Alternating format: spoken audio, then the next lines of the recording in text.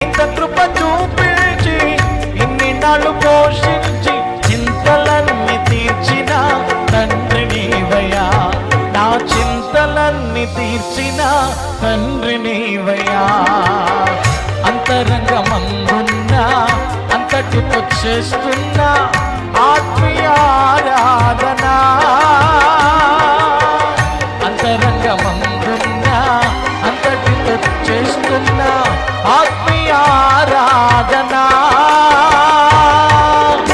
ఎంత ఆశ్చర్య క్రియలు చేసినావయ్యా యేసు, ఎంచలేని ఘనతకు యోగ్యుడవయ్యా. ఎంత ఆశ్చర్య క్రియలు చేసి